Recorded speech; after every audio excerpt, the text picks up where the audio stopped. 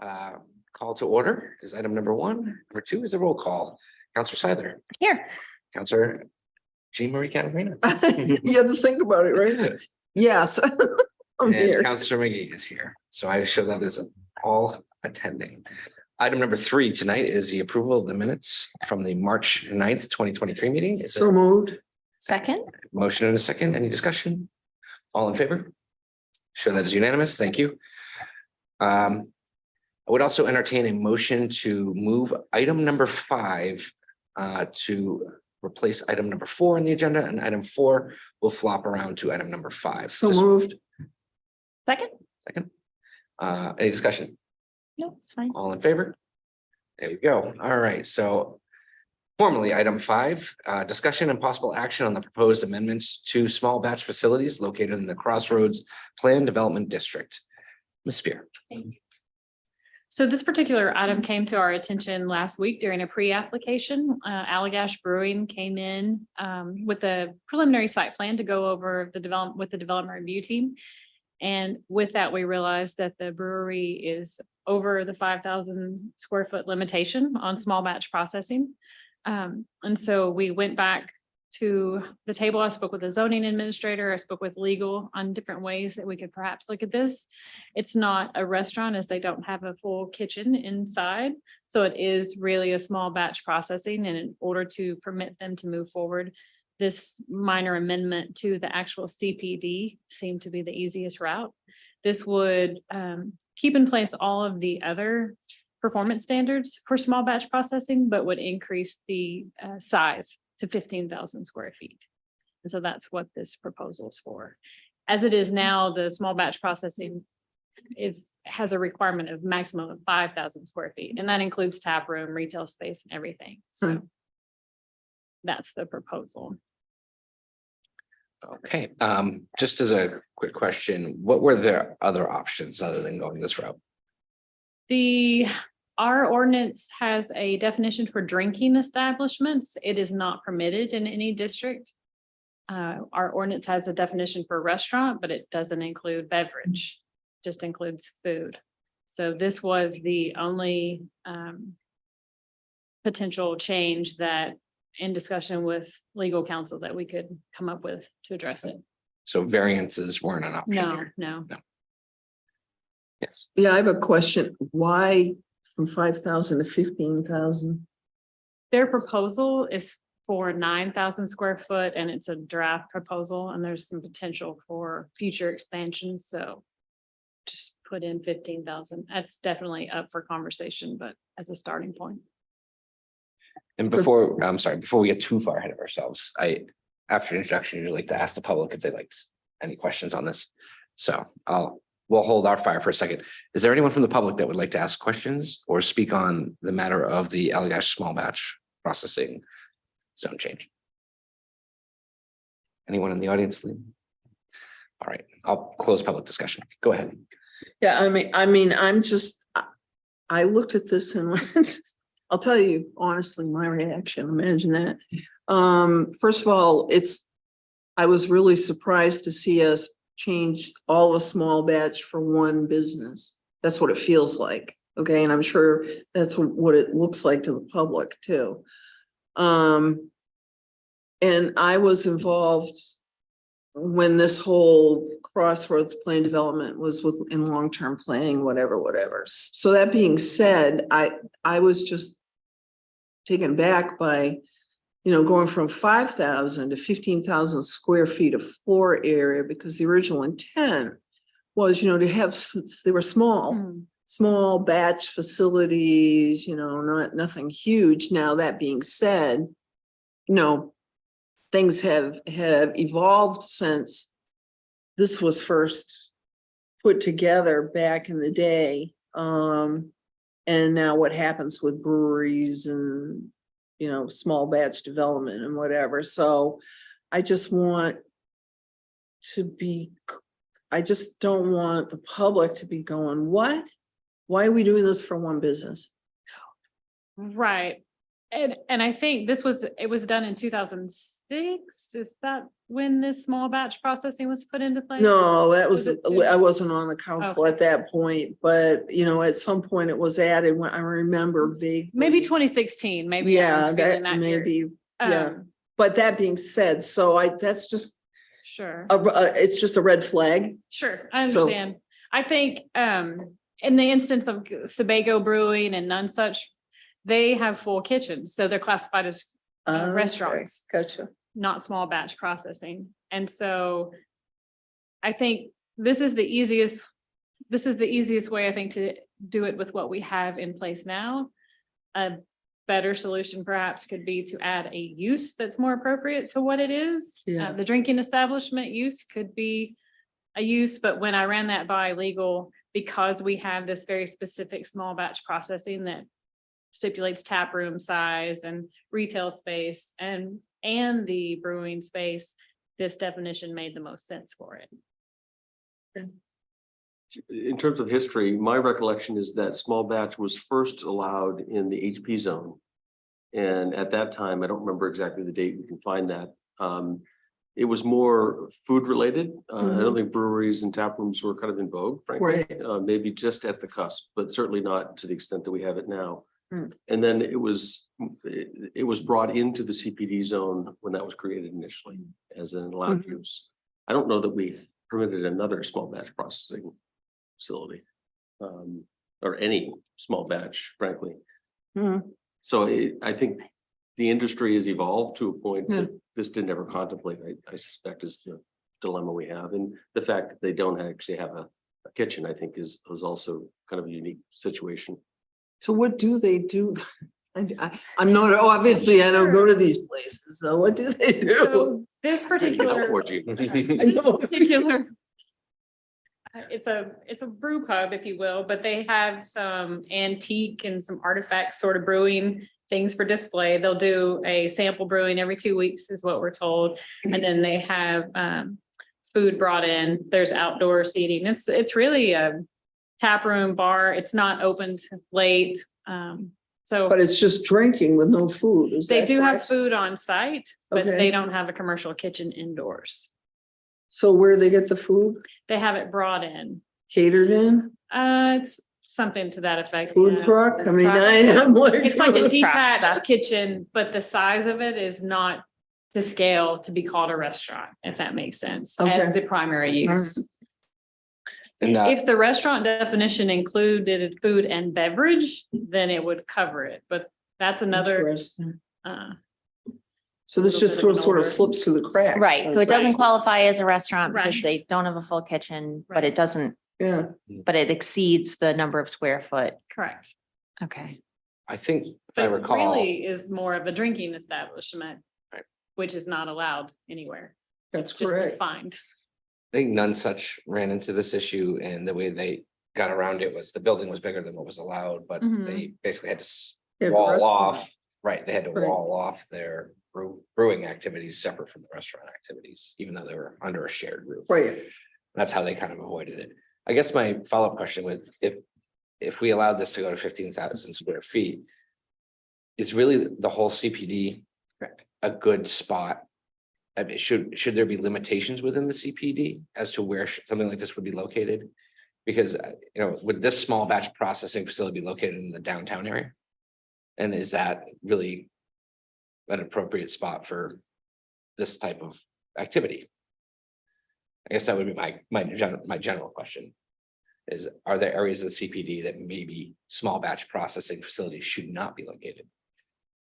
I think that's a fair question, perhaps not in the residential areas. When they come in, the CPD doesn't, it has this overarching zone, right? So they Mhm. have, there's not specific areas. They come in with master plans. Mhm. And so each master plan tells you what's going to go in each area. And then there's some maximum thresholds and whatnot, but it's not all planned out to that degree. This one is in the town center area. It's on Market Street. And then I know that the town center district is also going to have something similar, but it's more of a restaurant. Mhm. Yeah, this proposal is to be located on a new road that will essentially come from Higas Parkway to the town center, if you will, intersection with Scrubber Downs Road. So it's Right. about midpoint down this new road. So it's not in the downtown center, it's but the- it's certainly proximate. Perhaps the way to deal with it is from a compatibility point of view and maybe put a distance requirement that such a facility of this size must be. I would be really careful to do that because of the way the mixed use nature of some of their buildings Mm, and uses. You'll get into a point where they might have a brew pub on the ground floor and retail, right. residential above. So I'm not sure. I guess also because it's small batch processing, I'm thinking transportation of their products. And that's not right. That's not included in this particular use. This, But if we this change applicant. this and another Sure. applicant comes forward with a 15,000 small batch processing facility, are we starting to run trucks through the middle of Right. That's a good downtown? question. Which is why I'm asking about whether or not we should have a targeted location for these types of activities, especially at this size. At small batch, I mean, at 5,000 square feet, you can only, Sure. believe there can only so much production there and you may not overrun your will- local roads with transport, but. With that in mind, I wonder if it would be possible to address it sort of that way where you could have the size limitation be increased if the processing size kind of reverse it. So if you have the bigger tap room sort of thing, and then actual Mm. processing is reduced, then you could have an increase in size and be another I mean, statement, if you will, another performance standard. is it maybe a better approach to leave small batch processing the way it is and then underneath it have a subcategory that's tap room / brewery and just call out their own type of business and what would be allowed there?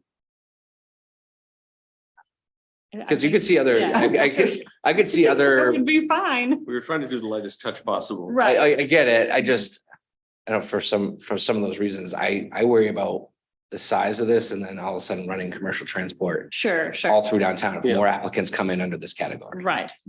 Yeah, this is, Sardine factory. Hmm. this is not, the traditional build out would be the brewery happens and that's where the Sure. production Right. happens and then they create this little tap room as Right. a Yeah. accessory to, if you will, that's Right. the primary use. This is really a tap room with With an an accessory brewery. brewery there for nostalgia and for, Mhm. not really for production, maybe on-site production, but not for commercial production, I suspect. So I see like Sebago out in Gorham. I don't know if any of you happened to stumble into that once or twice. It's No, just out. they've got a really nice brewing facility in the back end that there's some plexiglass you could kind of see through to their operations, and the front of the house really does have more of a restaurant type of feel to it. Those types I could see being very welcomed in the CPD district. It's just start to worry about if you just change small batch processing facilities, what other processing facilities could we see in there? Yeah, I think At 15,000 square feet. true production brewery is likely to locate in an area that's practically speaking, there's no guarantees, of course, but that's more conducive for trucking. Right. There's all sorts of outdoor activities with we're gonna store the mash and get it transported, and there's some odor. So I would expect if we see those, they would more likely locate in something like the Innovation District rather than right down. Right, Right. right, And that's exactly. why I was asking about the location aspect of this, which I know they want to be downtown. It's a good spot for a tap room, but are they going to be functioning more like the innovation way? Is there a huge time crunch on? Of course there is. That's why we're here. Why ask? So are we, this needs a recommendation to go to council? Well, one thing is, we know their current proposal is 9,000. So I think 15, is before you, just to give them some expansion. I'm not sure if it satisfies any of your concerns by reducing that more Go to- closer to what we Go to think we 10 actually and need, have them come crawling back at another date? if they And need. maybe in the meantime, we've. Well, you can also see what their operations are like, right? Sure. that- I that would- could live with that. I can live with that. Cut that Yeah. back to 10. Cause that was the big thing to me, jumping, it was like 5 to 15, holy what? Anything we can add in there for language about it has to be good beer. It's Allegan, is it Allegan? It's Allegan. That's what I'm saying. It's James Beard. Can't just have anyone in our downtown district, right? You could put, must be James Beard award winning and Okay. it would qualify. All right, so I'll entertain a motion to make a recommendation to adopt the language with the change of 15,000 square feet to 10,000 square feet of floor area. I will second that. You'll move that? Yep, or move it. Yeah. I'll second. Thank you. I have a motion, a second. Any discussion? Oh, All in I think favor? this is a good compromise. Thank you. Surely it's Thank you. unanimous. Okay, next item on the agenda is LD 2003. Ms. Spear, back at it. Right. And I know you were able to read all of the preliminary information that I gave you. Twice. In your packet, I combined, included some of the state DECD documents and some learning tools, and some of the presentation. I've included some of their imagery as well as trying to tell you how it will affect us and what type of ordinances we'll have to change. So LD 2003, it was passed last April. It went into effect last July. Of course, it's supposed to take effect July 1 of this year. There is a House bill currently being discussed to postpone that Right. for 2 years. It's going to workshop on the 18th.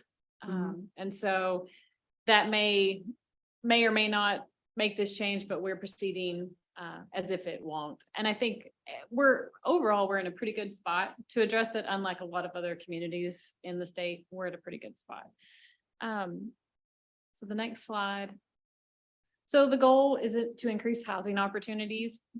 And there's basically 3 parts to it.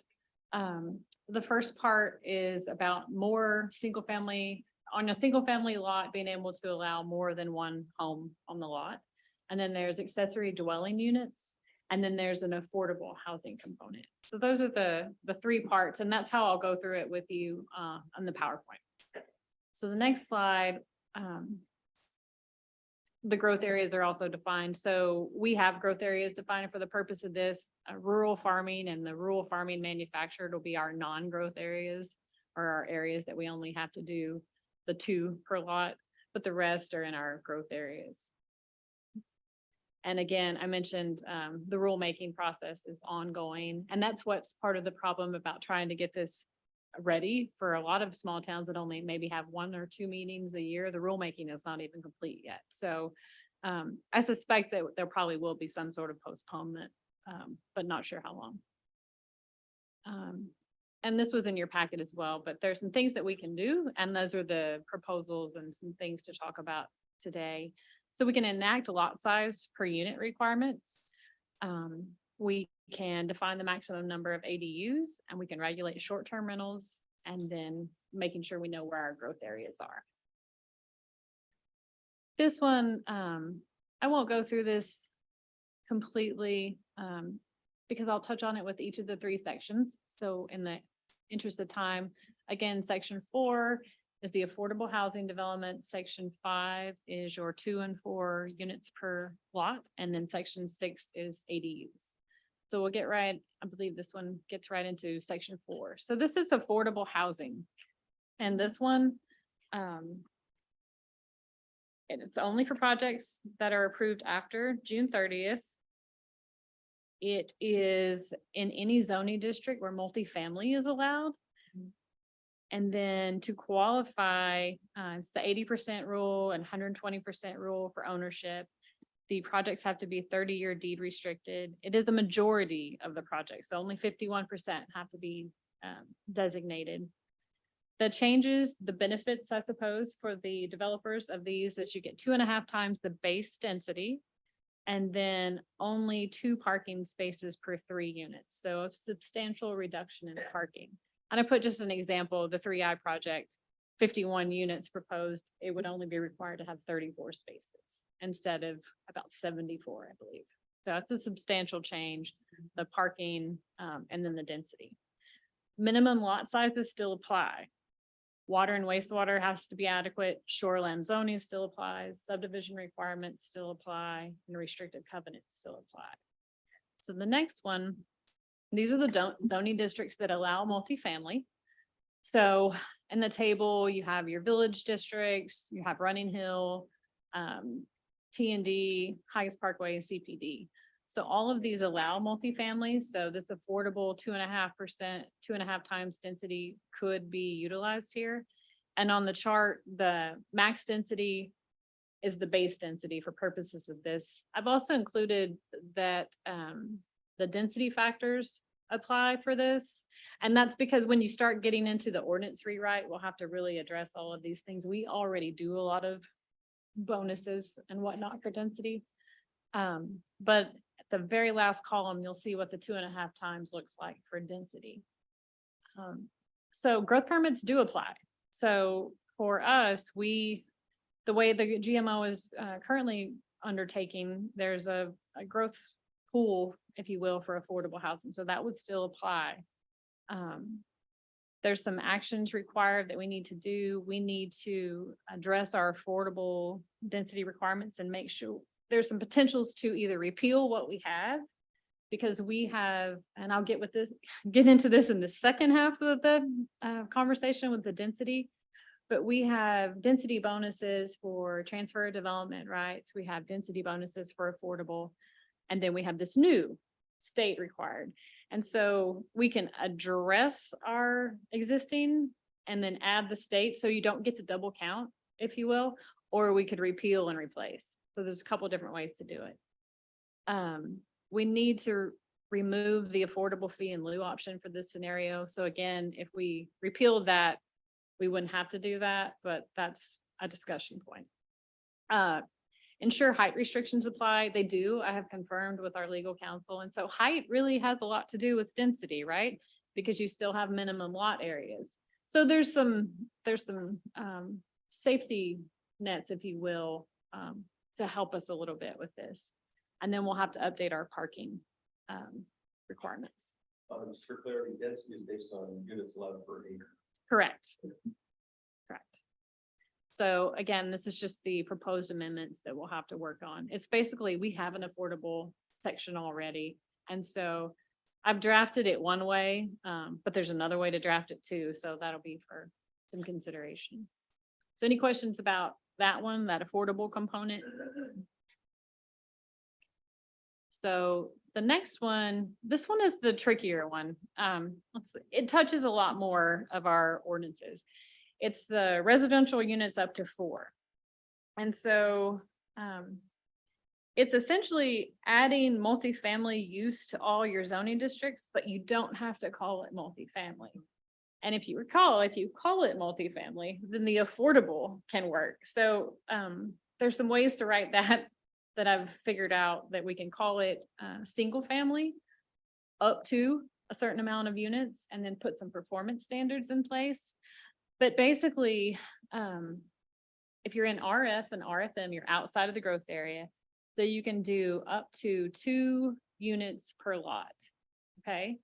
So if you have but your minimum lot sizes apply if you have them stipulated per dwelling unit. So right now, our lot sizes, we have a minimum lot area, and then we have a minimum lot area per family. And so one of the really easy fixes or just ways to address this is to change those words to minimum lot area per dwelling unit. Then it's very specific. So if you have a minimum lot area of 1 acre right now, and you can have 1 unit on it, LD 2003 says you can have 2 units on a lot. But if you have a minimum lot of 1 acre per unit, you have to have 2 acres. So does that make sense? So that's in your outside of your growth areas. And then the same thing is true for inside your growth areas, but it's up to 4. But there's a stipulation about if you have an existing house there or not. So if you have an existing house on your 1 acre lot, and say you have 2 other acres to meet the minimum lot, you can have up to 3 houses. So it's really, it gets really weedy when you write it, and there's a lot of specific things to write in the ordinance change. But I say this slightly, it doesn't have an extreme significance for what you're going to see happen. If we wanted it to, we could. If we wanted to just say, yes, you can have 3 units on that 1 acre lot. Or if you want to say you can have 3 units on a lot, but the acre has to the lot each has to have 1 acre, right? So there's a couple of ways to go about it. Again, water and wastewater as adequate shoreland works, subdivision requirements. still apply, and then restrictive covenants still apply. So that's that one. And then the effect. So growth permits apply. The RF and RFM, 2 dwelling units per lot. All others would be the 4 dwelling units per lot. The zoning districts, we would add specific uses to, right now you'll have a use like single family detached or single family 2 home. So we would add a more of a generic use, and it would be single family unit. So we don't care if it's detached or attached, and then we'll have performance standards, which fall back to the LD 2003 language. We'll add and clarify our minimum lot area per unit, and that'll be in all your zoning districts.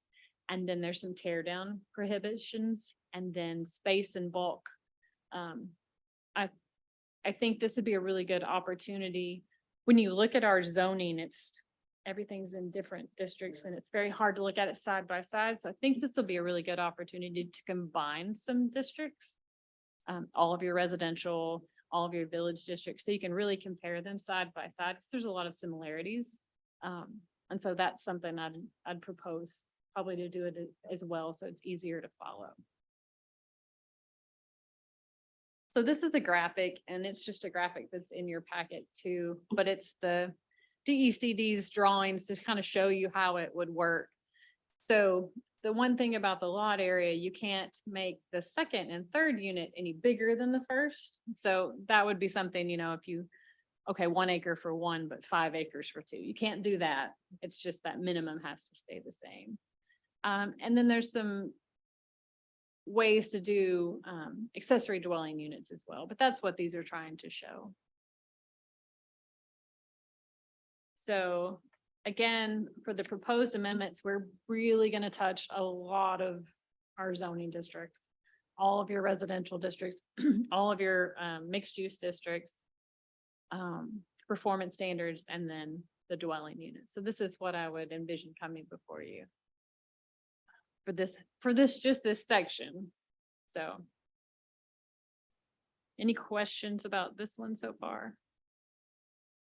Can you explain what a tear down prohibition? Sure. is? So if you had, there's a stipulation in the law that says you can enact something. So because right now, if you have 1 house, you can only do up to 2 more. But if you have a vacant, you can do 4. So we can put a clause in there that says, if you tear it down in order, you can still only do 3, something that, so you can't get your extra. I don't know that it would happen a lot, but we can add that in as a safety net. So the next slide is a table, and it just shows you what we have in the books right now for minimum lot area. It's kind of the middle column. And then where I have it highlighted in blue, minimum lot clarification. So we would need to clarify on all those districts that this is your minimum lot area. And then the ADU on the left side of the screen, there's just a few. If you have single family homes, you have to allow an ADU. And there's 3 districts that don't. They allow single family, but they don't allow ADU. We're in pretty good shape otherwise for that one. So those 3 districts will have to add the accessory dwelling unit as an allowed use. We have really good performance standards in place for ADUs now. So there's just a little bit of change that'll have to happen to those as well. Did the state, what's our minimum size in possession of that 70 I think that's the maximum, but the state, there's 190 square foot, and we'll get to ADUs next. But it's 190 square foot minimum, and we can set a max. So you're not a house and a house, right? Yes. So the next section is the accessory dwelling units. And so accessory dwelling units are permitted anywhere anywhere housing is allowed and an exists. So you could even have a district that doesn't allow a single family home, but if a house is there, they can do an accessory dwelling. So there's not a lot of overlap, but that is sort of, I don't know what you'd call it, not a loophole, if you will, but kind of a duplication of things. So the ADU can be permitted within, attached, or detached, or one of each. And they're, right, correct. If you have an existing single family home at the time of this, and then more than one ADU, you don't get anything else. You don't get to do your other lot, your homes. They're exempt from parking, so that's a change for us because right now we do require parking. And they're exempt from growth management permits, and that is what we do now, so that's okay. The minimum size is 190 square feet. All your setbacks for your primary structure still apply. And then water and wastewater, shoreland, subdivision, restrictive covenants all still apply. And that was when I spoke to you in the mall. So people know, I mentioned how Scarborough has more restrictive septic requirements than the state. And it's got to do with soil testing and whatever, and I will be the first one to tell you that I am personally affected by that if I wanted to do an ADU or whatever on my 8 acres of land. Because I perk under state, but not under Scarborough by 1 inch of soil. And I'm wondering how many other people may be affected by that. And it goes back to the 70s or something. And septics have changed since then, it's just something that and I'm gonna be upfront about it, personally would like to see us look at, because I'm wondering how many people out, particularly in my neck of the woods, in North Scarborough or West Scarborough, are thinking, oh, cool, I can do an ADU or whatever. And then they find out that they miss it by 1 inch or something. And so it's like, why are we doing that now? So I'm just gonna put that out there. I just had a question related to that point. At what point what process will we follow for determining adequacy of wastewater? Right, exactly. Particularly when it's online. I'm This is- thinking from personal experience, I have an ADU, I had to go seek and receive a variance at the ZBA. In my case, I've got an elevated Right. septic field that had to be doubled in size. My mother could have occupied the 4th bedroom and I do nothing, but Right, by converting it to detached garage, I had to double my, it was a $10,000 septic expansion to accommodate the ADU. yeah, and to And me, it takes up a lot of real estate, so Yeah. I wonder if you're looking, gonna have some interesting effects and I think some administrative challenges on us. When I briefly touched base with Brian Longstaff about your Yeah. question, right, and this was a 2-minute conversation, but it was basically that we were fined, and the EPA, our attempt to address that was that we had to write our own and put in these. right. So we would have to go back through the EPA if we wanted to look at it. Are It you would be a kidding lengthy. me? That was the quick conversation. So I think there's definitely some more conversations to be Yeah. had, but it doesn't seem like an Yeah. easy. Yeah, it predated me. The story I heard was that we chose to kind of self-impose higher than required Right. regulations because of our access to the water and wanting to make sure that we're Right. doing whatever we can You want advance to do the up right thing, right? to keep water quality high. And that would be, in my case, and I think a lot of people's case, but to me, it's one of those, is it really a necessary limitation in these days where systems are engineered in such a way? So And maybe you can you can say, well, you can't have just the standard septic. You can go up the next step because there are septics, believe it or not, you can drink the water that comes right out of them. It's wild what they do. Not that I would, But but the septic they design, keep telling me, oh, don't you want, I'm not, no. But anyway, with that, I just wanted to bring that up because I know the whole point of this LD 2003 is to increase housing opportunities in the state. And there are a lot of people who would like to have their parents, or like Tom did with his mom as she got older.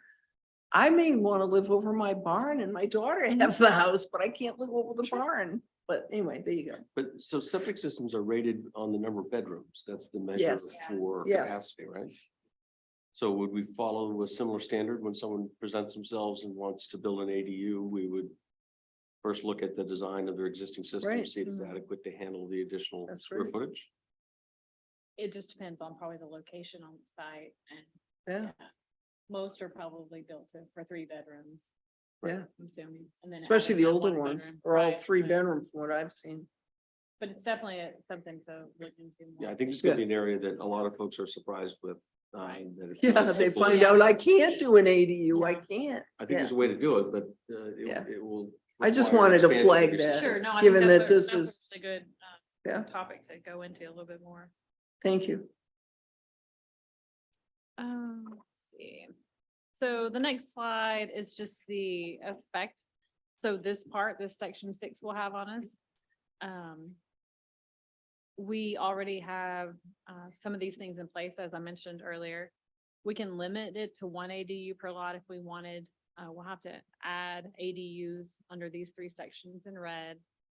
We'll update our performance standards a bit and then define attached a bit further. But this one is not a terrible, other than the septic that we'll have to look into. This one is a pretty easy lift for our zoning ordinance to address the changes.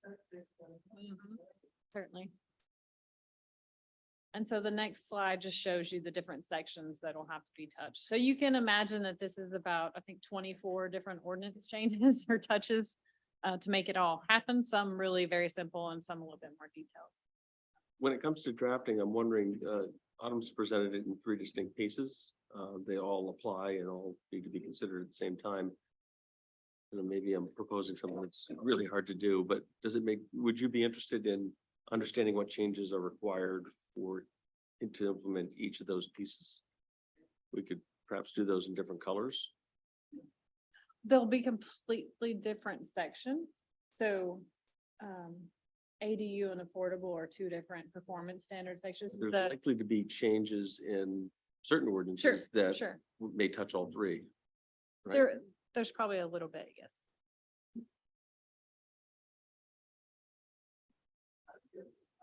It is gonna be a challenge to track. Sure, sure. Section of this. Yeah, why is this change required?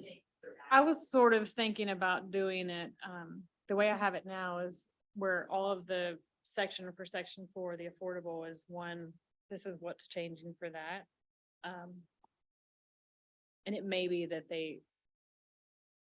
there's a little bit of overlap. I'll have to look at how much overlap and figure out how to show you that. There's affordable is fairly simple. ADUs are fairly simple because they're different sections. The second one that I showed you, the 2 per lot and the 4 per lot, that's the one that touches the most. Mhm. But I'll look at it. I think that's a good idea, maybe adding some color. That's how I'm doing something else right now with colors for commercial design standards, so just that you can capture all the information. Yeah. Red lines sometimes just get really Yeah. hard Yeah. to look at. And this is not an easy ordinance. Right. It's very complicated. Right. And the changes that are gonna come along with it aren't gonna be simple either, Right. not always.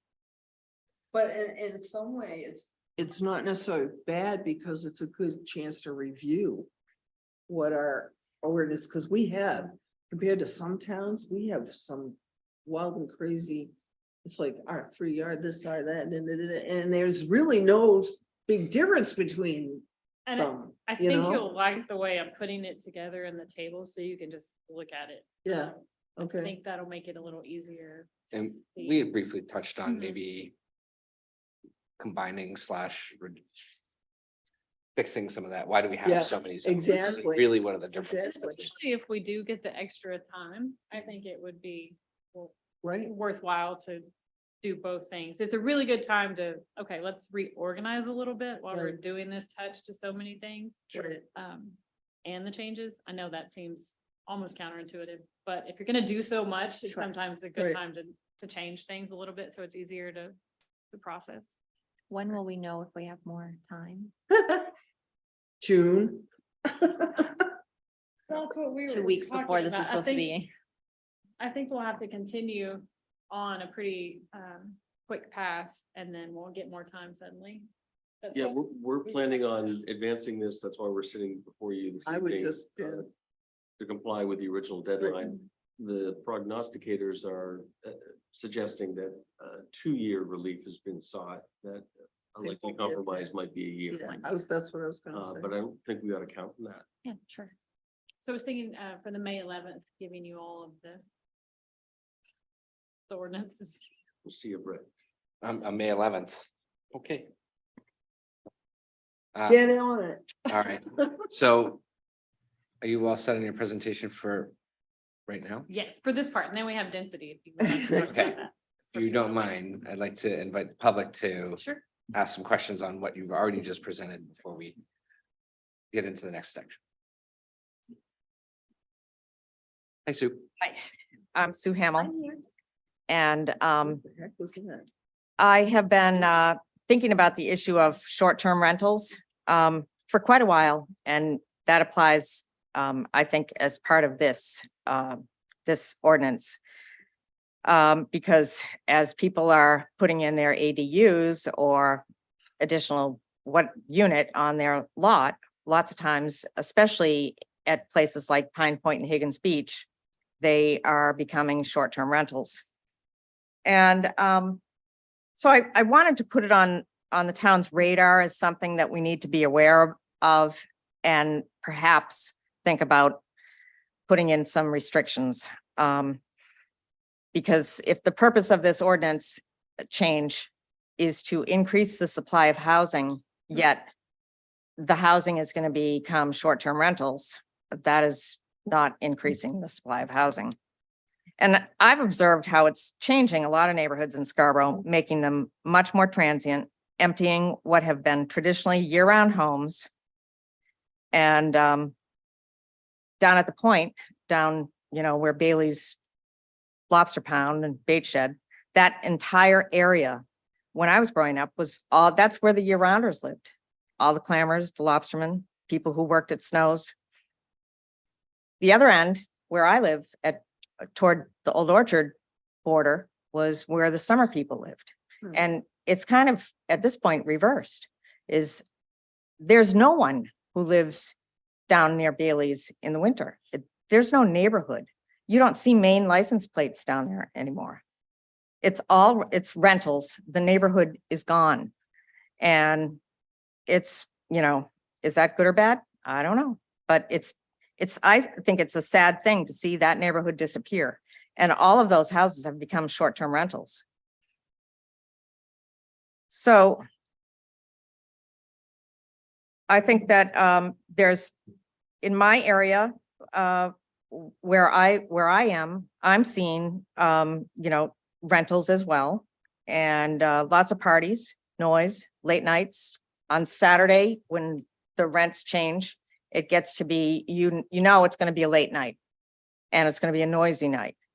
And a home that might sleep 6, there's 14 people staying there and there's no oversight. The owners live out of state. And so I think there's a bunch of issues that need to be addressed: noise, safety, licensing and inspecting Old Orchard, because they depend on tourism and they know that so many of those houses are rentals.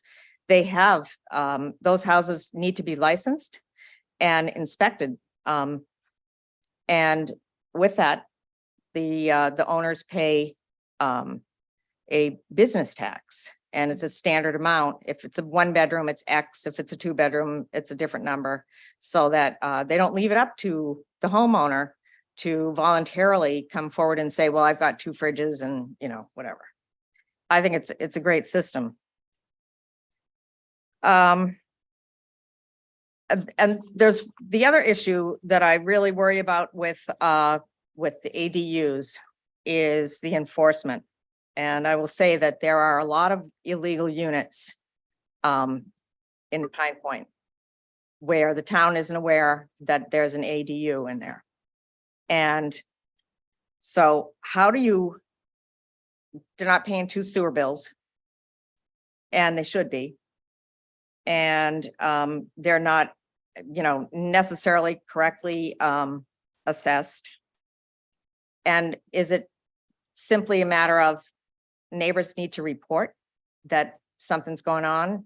I think the enforcement is really, how does the town track all the accessory units? And when the most recent assessment took place, even though it was a town-wide revaluation, there was no communication between the assessing department and the planning board or the planning department, where I noticed this house has 2 units because there's 2 doors side by side. It's listed as a single family home. Obviously, it's, so it got assessed correctly. But it didn't get reported. And so at the time that house comes up for sale, there'll be a lot of paperwork that has to be caught up. Because the reporting has not, like, certain departments are not in communication with other departments. I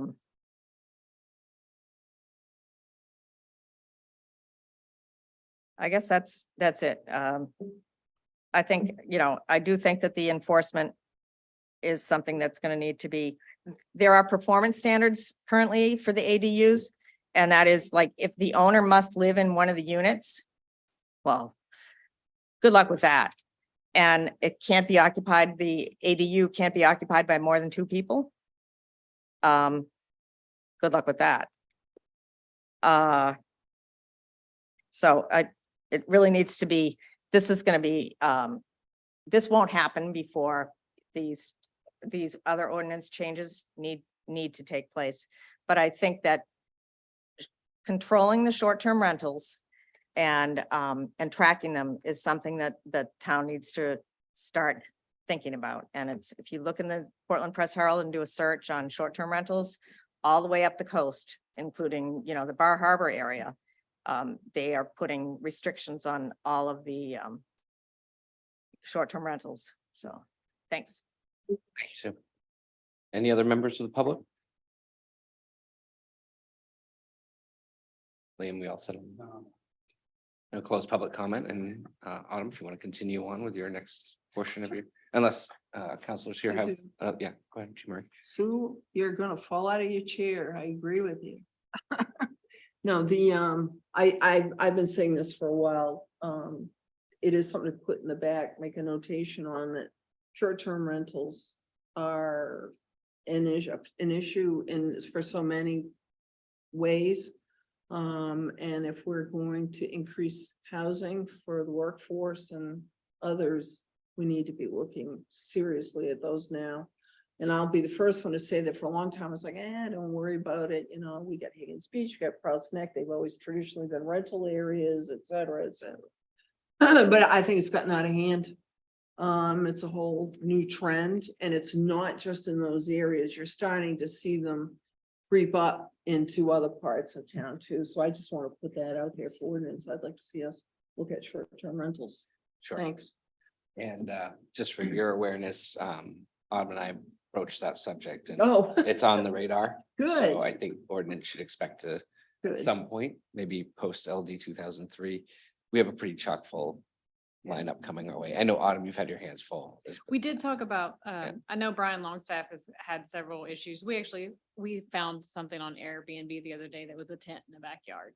So we have an ongoing issue too, just trying to figure out, what's happening and where things are.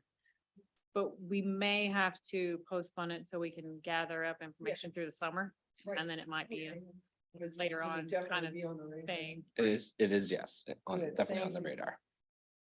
All right, Autumn. Okay. So this is a look into our current density. Just since LD 2003 brought up density, base density and all that, it's just sort of a good opportunity to look at that. So we have these existing density standards, this base density, we've talked about that. And then residential density factors, we have density through development transfer, affordable housing fee and lieu. So that's what we have on the books today in our zoning ordinances. LD 2003, of course, it affects our base density times 2.5 for affordable, and then ADUs don't count, and then the up to 2 and 4, those do count towards density. So I'll go into each one of these different things that we have right now. So the first one is density factors. And this one it applies to nearly all of our zoning districts. It applies to specific uses in each zoning district. So And what it means is if you have, so density will be like 4 per acre, right? So that's typically 4 units per acre. But if density factors apply, then you could have 8 one-bedroom apartments per acre.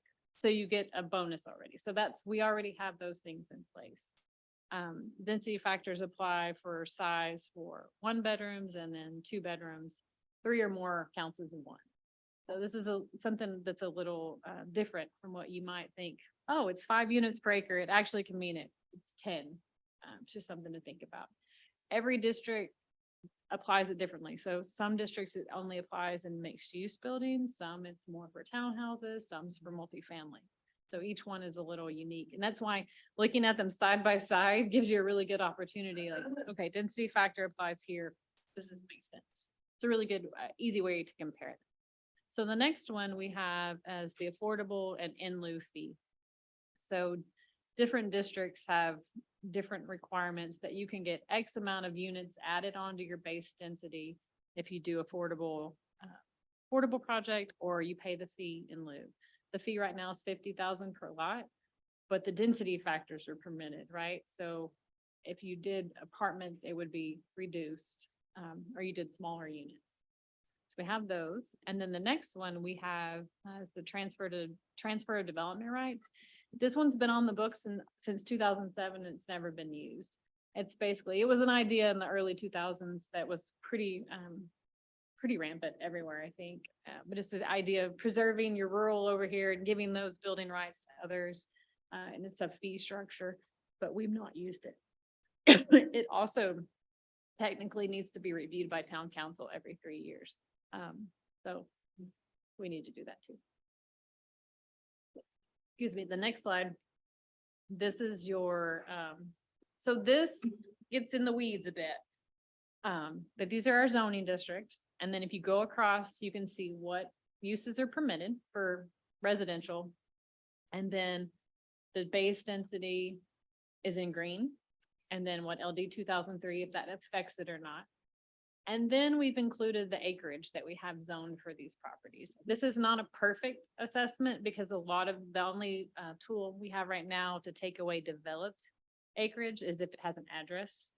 So Jean Marie's, you have 8 acres, you have 1 address, your 8 acres is removed. It's not to say it's fully developed. So this is just a ballpark of what we can get to. So I just want to put that out there, especially for these rural farming and rural farming manufactured district. So you can see the green to the far right, units per base density. Say for instance, the rural farming district, there's 15,500 acres in town zoned that.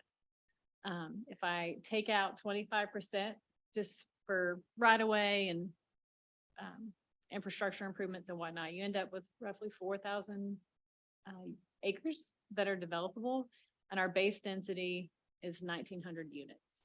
So I think it's 180 years to get all these built based on our current GMO of 25 per year. But this is just a really good look into what that build out scenario, sort of looks like. So each one of these is that view in. So R3, there's not a lot of that land. It's the 4th one down. There's only about 15 acres that could really be developed based on these assumptions again. But you're looking at 45 units that could be built with base density, but LD 2003 affects it. So it could go up to 113. So it's a lot of information, but it's really just a look. And then the next slide shows you where this land is. So it gives you a visual of where on the map this land, these units could be. And again, this is all, and the proposed rate of growth ordinance, this is all part of area 1. So about 25 per year. The next one is the same thing, but for our village districts. These are much smaller pieces of land and less potential, but higher density that's allowed. So again, you have the green column is your base density, and then LD 2003 if affordable projects would happen. And then going across the page, you can see the base density for the top line for Village Residential 2 is 350 units. And then with our own, what we have in place now, density bonuses, you could do 385, but then LD 2003 would do 875. That's just to look at how, what the effects could be. And most of these districts are in area 2 for the rate of growth ordinance. That's the one that's 100 per year currently as proposed. Isn't it On average. 220 for 3 years? Okay, maybe, Yeah. yeah, okay. So it's been a lot of iterations. Now, but I believe it's 220 220 per over a 3-year 3 period. years, correct? So how many years would we be talking here before, if that went the way other way here? You've got some time on this. Looks to me like it's probably a 20 plus years, correct? Well, probably, yeah. And then the next slide shows you where these districts are. So you can see it's,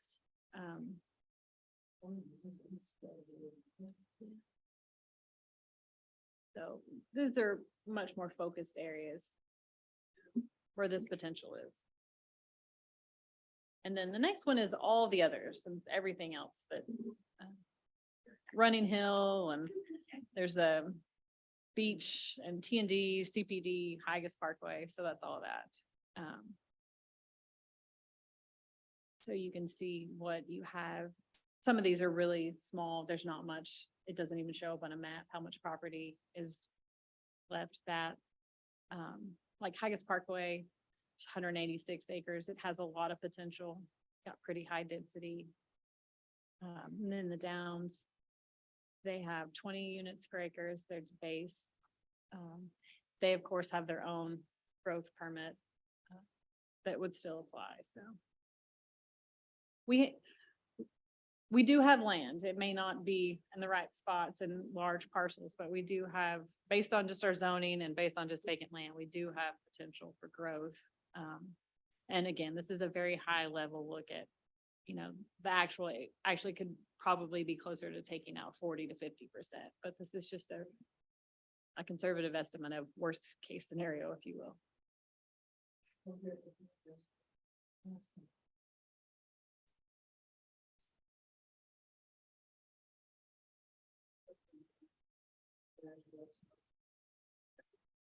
And then this one just shows you where these are. So again, they're all sort of together. Running Hill has this higher density, but it also has that it has to have sewer, right? So some of this is really affected by sewer, and that's important to always think about. With those extensions, certainly opens up the door for more development, more potential. So the last slide that I have is just some items for consideration. So you could repeal or amend the TDR, transfer development rights section for affordability. You could repeal or amend the existing affordable density and fee in lieu. And those are some things I talked about earlier too, but there's a couple different ways to do it. And I'm still working through those with legal to see which way might be the cleanest and easiest. And then of course your density factors, if you want those still to apply when you get LD 2003 on the books. So.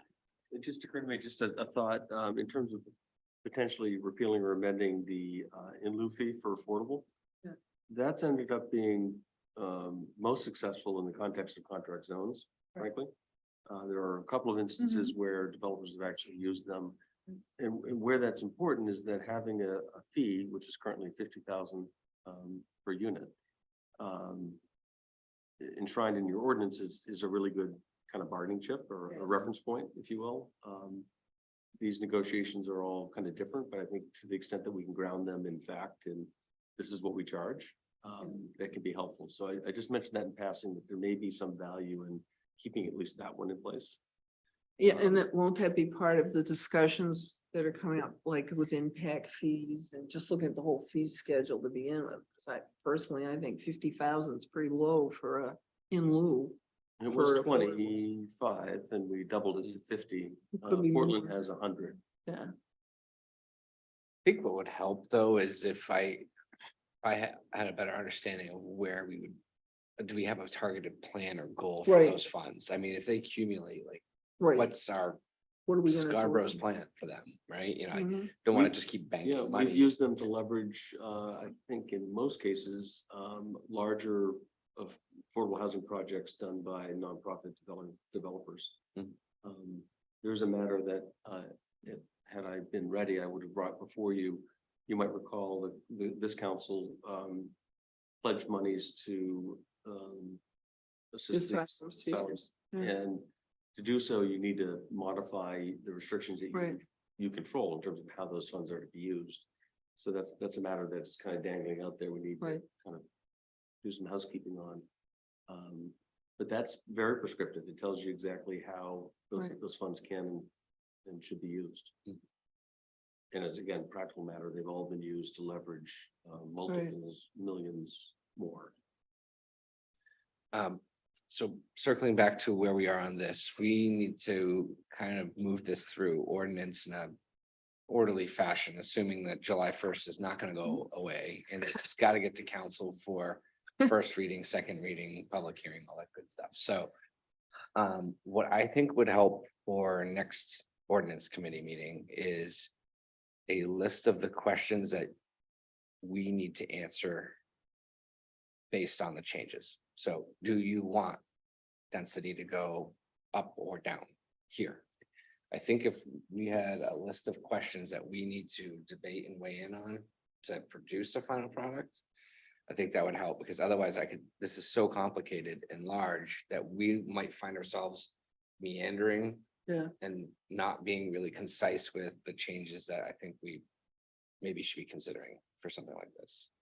In the interest of time, could I get that to you before the May Yes. 11th? Yes. But we wouldn't be able to answer them until we get to a public meeting. So are you interested in diving into the zone at the base density as well? Just anything in this, right? I mean, anything in here says I items for think one tack consideration. would be to focus on what needs to be done for compliance with LD 2003, first and foremost. Right. Ideally, if that deadline's pushed back, we may have the luxury of kind of taking a slower approach and a deeper approach.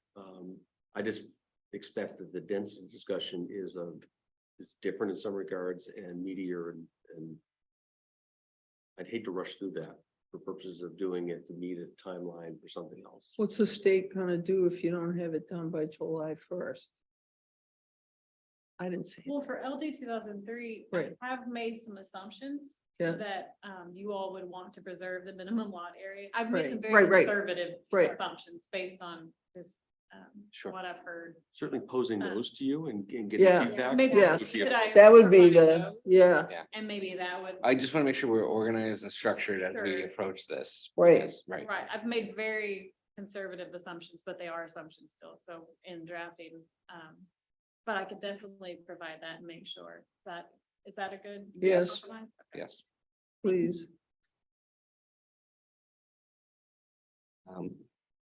Outside of that, are we okay on this, that we have a homework assignment for this one? And it will come back at next ordinance and we will have to make a recommendation to the full council Yeah, that time.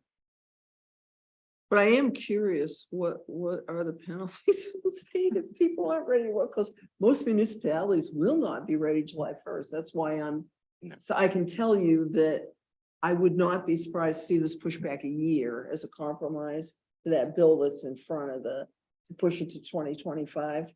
I suspect the consequence would be someone would come in to seek a permit that's allowed under the state law. Yeah. Regardless of us, if we have, And we won't be ready. we'll be legally obligated to allow. To them allow it. Do it. Right, Um, that's so what I the was value of doing it thinking. locally is that we can put local Exert our controls to do it in influence. such a way Right. that's more acceptable to us Right. than the state law. And I do think density is a part of this. Because in that gap area, if we don't address density in our changes, we could have somebody walk in Right, and try to force our Right. hand in a situation here Yeah. that we may not be comfortable taking on in its current form. right. So if we can try to address density ahead of the recommendation of the council, I think it would be beneficial. It is a meatier topic, but Yeah, I'm just anticipating that private property owners will likely have great interest in what you're doing with base density. You know, businesses that made decisions based on what is Right. allowable, so I don't know that that's going to be as easy a conversation. I think there need to be additional extended public involvement.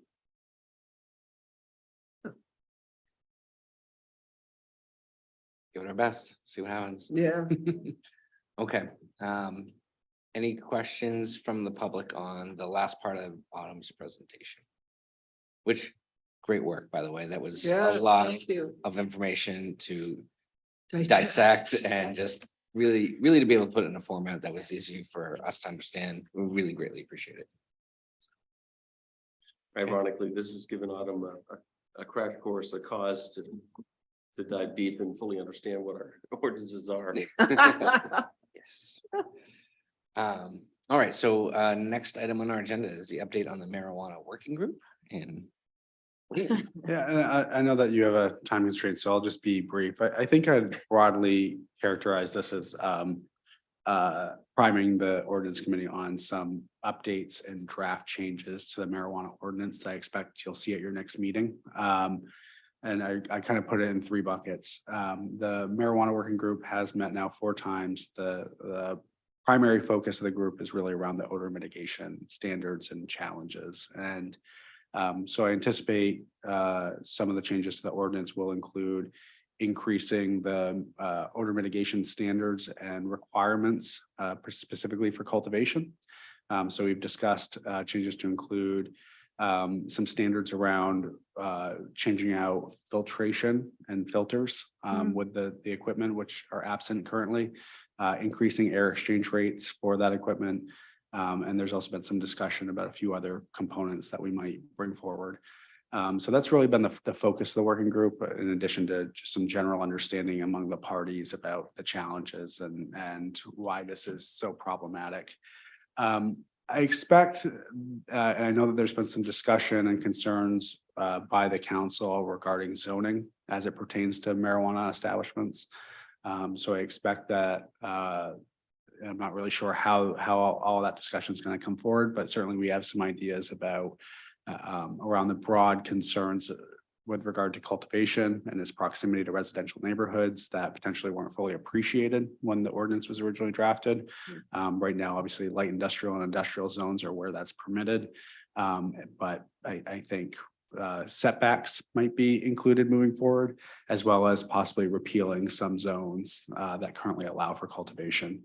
I think I'd put out there that, again, one of the lessons through the conversations we've had among the council and the working group over the last few months is that not all marijuana establishments are created equal in terms of impact. And so I think there is an ability to permit some operations within the broader light industrial zones while restricting others.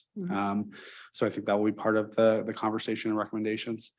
And then lastly, there have been some administrative changes that we've discussed at a high level for quite some time. You know, as we've had some runtime on the ordinance, I think that there are some current requirements that are just unnecessary. Some of them are superfluous with the overlap with state requirements. And so I think streamlining some of the administrative pieces, as well as looking at the timing of that. Many of our licensing, the licensing ordinances that we do have currently fall to kind of a prescribed annual renewal. This has been kind of a rolling renewal, which presents just different challenges from an administrative standpoint. So I expect that we'll bring forward some recommendations from staff on some of those changes just to streamline that process for us. So those are kind of the 3 broad buckets, coming different angles, different considerations, but I did want to put that on your radar for May's agenda, because there will be quite a few. so our next meeting, we'll expect to see the recommendations and probably expect something from ordinance as far as recommendations, or do you foresee this as being an opportunity to kind of, as an ordinance committee, workshop the ideas that are coming forward a little bit before we make a recommendation? Meaning 1 meeting and out, or looking for 2 meetings or more? I think we'll see. Ideally, it would be one meeting and out, but and I think we have a pretty good idea based on the various parties commenting and suggesting these pieces. There's some industry suggestions. I think there's some community suggestions. I think there's some council suggestions. So I really would like to coordinate all that feedback, again, different motivations on different issues, and try to bring forward some draft changes, presuming that's okay with the committee, to really work from. I know in the past, we've always got into this, do you want to have a discussion and then have staff come back in draft language, or do you want staff to bring forward draft language and have you respond to it? And I've heard kind of positive and negative reactions to both those approaches. So I propose give you as close to a final kind of product with some thought behind it, and then allow you to respond. And if it's one and out, great. And if it needs to be, get some more time. The other piece I would say is that, as I'm sure all of you know, we do have a moratorium that's due to expire mid-May. And That's so why I was that's asking not if something- it could be a one and done. so ideally, it would be a one and done, so we can bring that forward for some larger council discussion. But again, I don't want to get the cart before the horse on prescribing the process. I think it's a good idea to have changes proposed, and then Yeah. we'll start that as our I agree. kickoff spot. And maybe the council needs to extend the moratorium. You have up to another 90 days. if 90 you wish. days, yeah. You may not need that, but if there's Right. clear timeline, in terms of moving through this committee and getting to council, you might be able to minimize that to make sure your work's done and the ordinances are changed before the moratorium is lifted. When's the next meeting, Liam? While I'm thinking about it. Sorry, May- May 11th. No. no. I'm sorry, the marijuana, sorry. It's Wednesday, May 26th. Oh, not till, April 6th. oh, I was gonna say, Our next my mic's ordinance not on committee is on the 11th, so.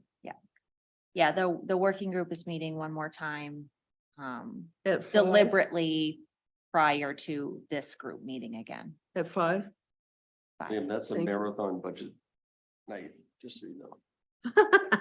Oh, Happily join those discussions after my committee adjourns. earn that extra day off a week. He's Too soon, exempt, like too sorry. All right. Anything else for ordinance this afternoon? Liam, go ahead. Do you want to entertain public comment? Oh, yes, thank you. I'm sorry. Is there anyone here that wants to speak on the marijuana working group item? Good one. Joanna, if you unmute yourself, you should be able to speak. Thank you. Can I be heard? Yes, we can hear you. Thank you so much. I appreciate everyone's work on this. My name is Joanna Russell. I'm a resident of South Portland at 87 Chase Street and a small business owner inside of Scarborough, Norumbega Provisions. I have a vested interest in the cannabis moratorium. I was listening to the meeting, and what I heard mostly around the moratorium were concerns specifically around odor mitigation and cultivation. So I just kind of wanted to point out that the moratorium could be limited to cultivation, because I have a vested interest in that happening. And I just wanted to put that forward as an option and hope that you'd consider that. Thank you. Thank you very much. Any other public comment? Okay. Oh, Sue. Sue Hamel, I live in Pine Point, and I thankfully do not live in the neighborhood where I'm bothered by this odor 24/7. But every time I drive by, I certainly I'm aware of what's going on, and I have been very disappointed to see how the town has not really stepped up and protected the neighborhoods. And instead, they have, there's no enforcement for this ordinance. There's no penalty, or at least there have been no penalties put in place. And in my mind, that's what has to happen. If you want that building to become compliant, then if it costs Shelley, $500 a day, because that odor can be, I can smell it on driving up the Pine Point Road. That's outside the property, the property lines of the snow factory. And it might be time to just face the fact that that building is just plain not suitable for, have marijuana cultivation going on in there. And I know that, that building's been around, for well over 100 years, and Shelley ran it as a storage space for many years. There's been a number of different businesses. So if I were in that business growing marijuana in that building, I would start to think about might be time to find a new spot, because it just doesn't, it just can't continue. I mean, it's not fair to the people who live on those two streets. And it's not fair to all the residents of Pine Point. I don't smell it 24/7, but I do smell it at times. I can smell it on the beach at times, depending on how the wind is blowing. And those folks have been so patient.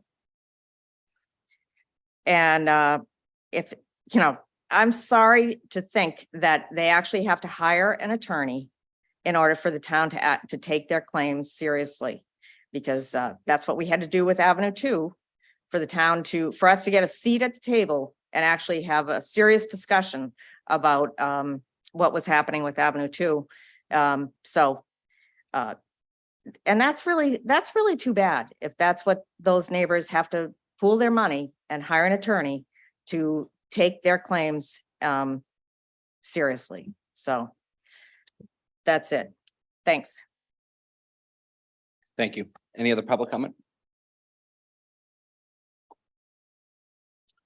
Seeing none, I'll close public comment. Any other final thoughts from the council? Okay, I will entertain a motion to adjourn. Second? All in favor? Thank you all for attending this evening. We are adjourned.